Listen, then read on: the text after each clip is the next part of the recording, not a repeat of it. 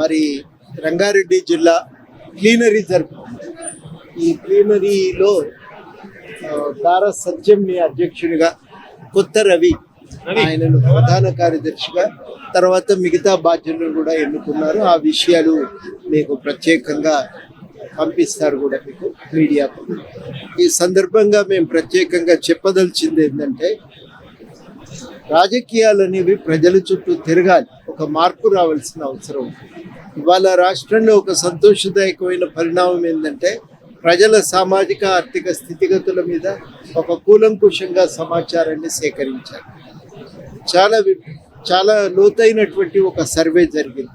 ఈ సర్వే ఆధారంగా మరి పేద ప్రజలకు, అణగారిన వర్గాలకు న్యాయం చేయటానికి ఏం చేయాలనేది నిర్ణయించడానికి ప్రభుత్వం అంతర్జాతీయ నిపుణులతో కమిటీని కూడా వేసింది.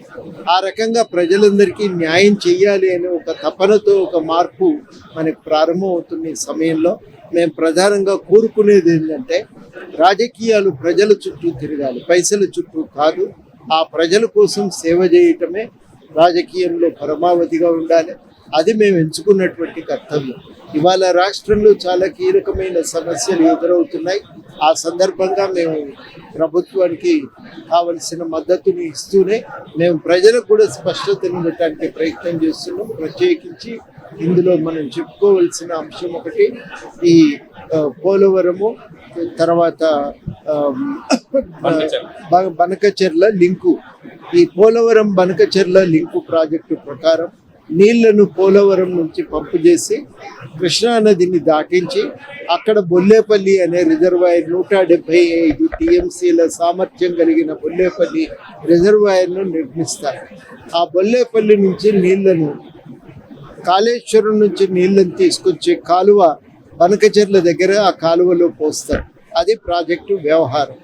ఈ ప్రాజెక్టు పైన మనకేం అభ్యంతరం అంటే, మొట్టమొదటి అభ్యంతరం ఏంటంటే, ఉమ్మడి రాష్ట్రంలో తెలంగాణకు నదీ జలాల పంపకంలో అన్యాయం జరిగింది.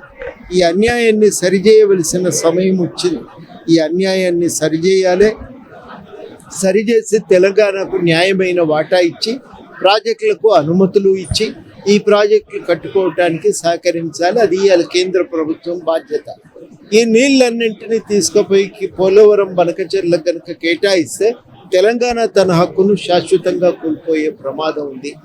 చాలా కీలకమైన రెండవ అంశం ఏంటంటే, ఇంతవరకు మనకు ఈ నీళ్లకు సంబంధించినటువంటి ఈ విషయాలన్నీ కూడా నిర్ణయం చేయవలసింది గోదావరి బోర్డులో, లేకపోతే ఎపిక్స్ కౌన్సిల్లో.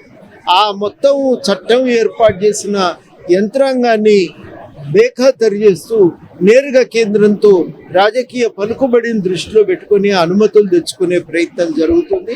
ఇది చట్టం ఉల్లంఘన తప్ప వేరొకటి కాదు. కేంద్ర ప్రభుత్వం ఫెడరల్ స్ఫూర్తికి విరుద్ధంగా వ్యవహరిస్తున్నది. ఆ ప్రతిపాదనను పరిగణలోకి తీసుకుంటున్నది చాలా తప్పు. తప్పనిసరిగా తెలంగాణ మాటలు కూడా చెప్పుకోవటానికి వెసులుబాటు ఉన్న గోదావరి బోర్డులోనే అన్నీ మాట్లాడాలని చెప్పి మేము కోరుతున్నాం. మూడవది, ముందుగా తెలంగాణ ప్రాజెక్టు నిర్మాణం కావాలి, దానికి అనుమతులు రావాలి. అది అయిన తర్వాతనే మిగతా విషయాలపై చర్చ జరగాలని చెప్పి మేము ఈ సందర్భంగా ప్రధానంగా పట్టుబడుతున్నాం. దీనికి సహకరించాలని కోరుతున్నాం. ఈ విషయం మీద అందరినీ కలుపుకొని పోతాం. ఒక అవసరమైన రీతిలో ప్రజలను కదిలించడానికి